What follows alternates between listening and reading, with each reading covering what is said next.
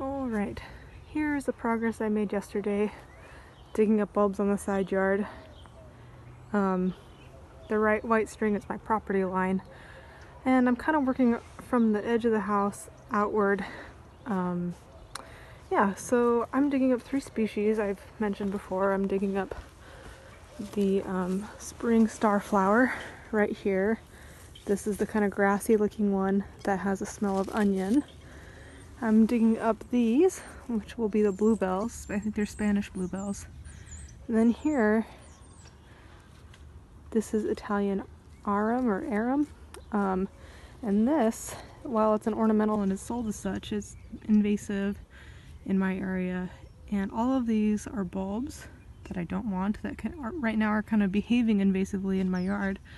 And they're all kind of difficult to remove, and this digging process is very slow growing. They all have different types of bulbs that kind of behave in different ways.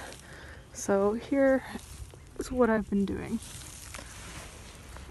I've been digging up large sections like this, where you could see the layers of bark dust, but then over the top of the native soil. And hopefully in here we'll be able to start seeing what some of this spring starflower, or Iphaeon, I don't know how to say it, how it responds. If I can get this open carefully. Because all of these have bulbs, they propagate anytime these larger bulbs separate out from these smaller bulbs. Each one of these can become its own nasty little plant, so getting all of them is critical to success, which makes it a very slow and tedious process. But these starflower have relatively small bulbs, and they definitely spread outwardly. What I typically have done to make sure I catch them all is I'll take the whole thing, I'll put it in a bucket, and I'll knock it around and shake the soil off.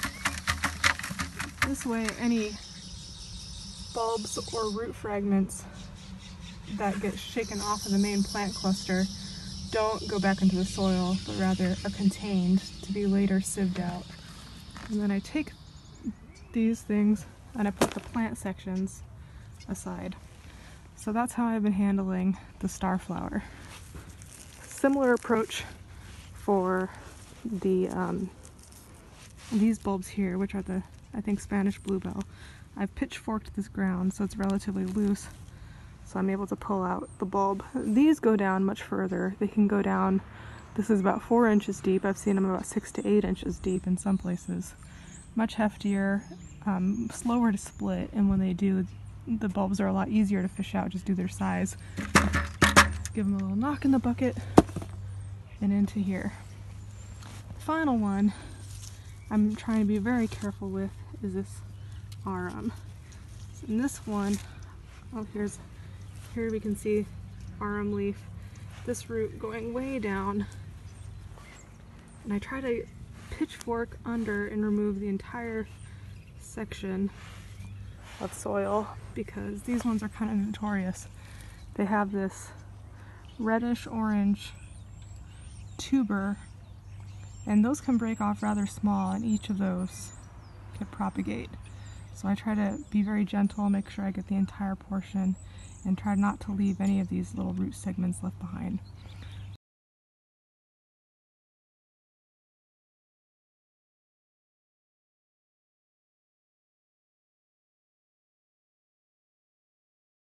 With all bulbs, because any broken root segment can repropagate, digging is actually can be a way to increase the spread.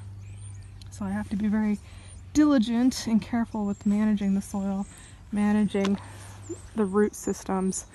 My intent is to get as much out of here as I can. I'm thinking on the low end I'm probably getting 75% of the bulbs, and on the high end I might be getting as much as 95%. And then as I have the clean soil, I move it back against the house and I put the bark dust on, or bark wood chips on top of it. There's Charlie. That's just to help me, A, keep track of what I've done, B, not get my shoes super duper muddy. And then, but it's only a really light covering, because my hope is that then when I solarize, the heat will kill through the high temperatures any residual bulb or corm components that remain in the soil. So that's a little bit about my approach, how I'm doing it. I've got a big tub where I've been putting all this contaminated soil for later sieving, and I guess I'll show that later.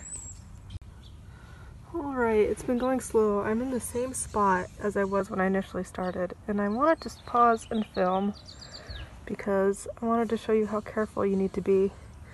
Here's a little sprouted corm of Italian arum.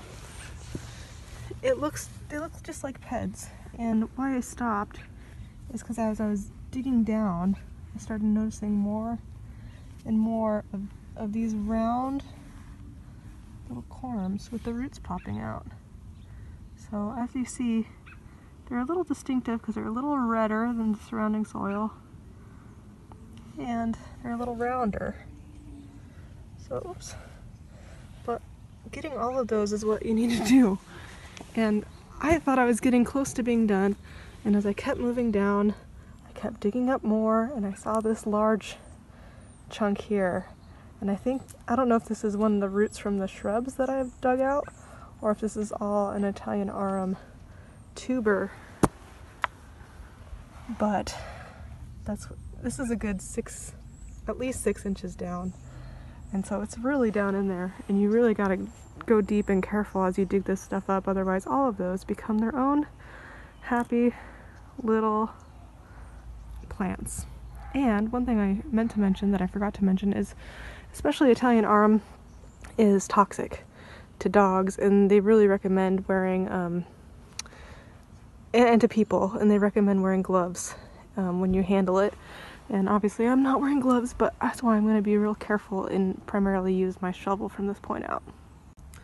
Something interesting I've noticed that I think I will want to look up is everywhere I dig up those Spanish bluebells, there's really thick, clear, white mycelial mats associated with it, and I don't know why. I'll have to look up if they have some sort of fungal associate. It's really pretty strong correlation. I don't notice it so much around the arum or around the spring starflower, pretty much just in mats immediately beneath the bluebell. Cool.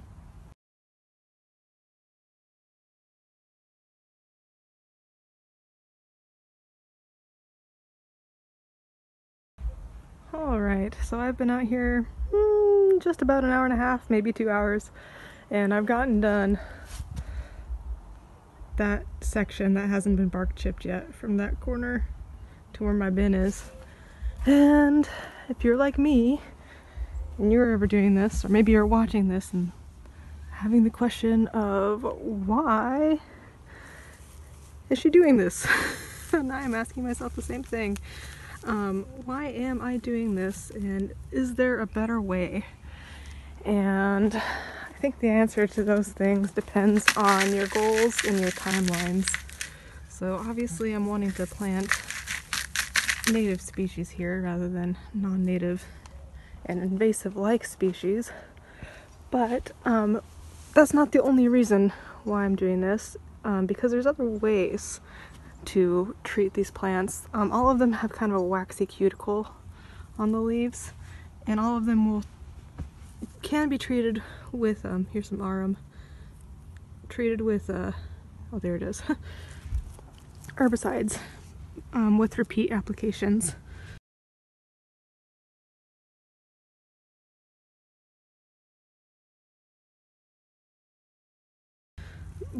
So why am I doing this? Part of it is because I have the luxury of using this method in conjunction with solarization, and that's part of my plan, is that I'm not exclusively relying on my ability to pick every single bulb and every single corm out of here, although that's my primary method. My secondary method is knowing that, and especially on this January day, it's kind of cold out and about, but right now, sitting here next to the house in the full light of the sun, It's actually pretty warm, and I had to take off my jacket.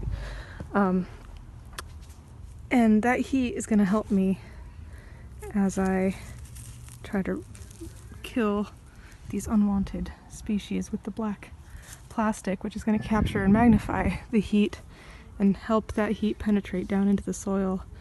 Because it's going to have black plastic, it's also going to be drier, so things will not be growing actively over the course of the season, which will help them use up the energy that is captured in their bulbs.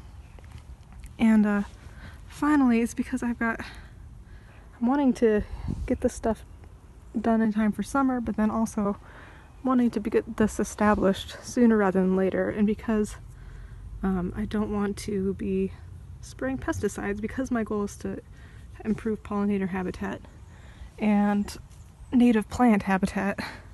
I don't want to be spending 3 years spraying pesticides. Targeted pesticide use in order to make room and help establish native species can be done, but with these particular ones, because they're so tenacious and they're bulbs, and you have to get the timing just right in order for the chemical to make it down into the bulb and the growing plant crown. It's can be done, but it's not as quick due to the stubbornness of those factors. So for me, treating multiple species that are all bulbs that would otherwise have different pesticide needs, perhaps different growth rates, perhaps different application needs, whereas this method gets a large portion. I'm using it in conjunction with solarization, and I'm wanting to have a faster timeline, so it's worth it to, I'm telling myself it's worth it to spend that extra time being very thorough, going slowly through this area to give myself and the plants I'll be planting here that head start.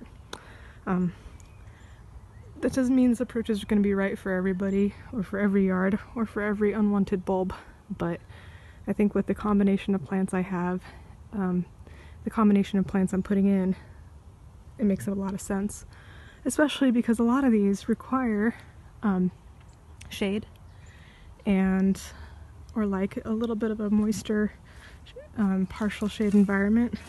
And because I have opened this area up, I'm hoping that after being hit with digging, after being hit with solarization, and then emerging into a hotter, drier, sunnier environment, that it will help finish off any plants that I don't catch. I'm worried about these areas that were dug up with the stump grinder, because I'm sure they're just chock full of broken bulb bits and whatnot, and created a perfect environment to have them propagate like wild. So in those cases, like I said, I'm kind of relying on the solarization and the changed environment after the fact to kind of keep them under control. I'm sure I will still be digging and picking at these bulbs for the next few years in the midst of planting my other plants, but hopefully this process will knock them back so that I'll be further ahead on my crusade against them. So.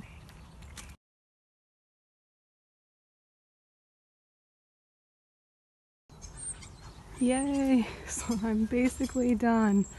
Just this little spot in the corner over there, which I need to rake up. But after 2 weekends and probably about 20 hours worth of work, I got the side yard portion just about completed, which is a really good feeling. I felt like I was working on this forever, but the end did eventually arrive, which is great.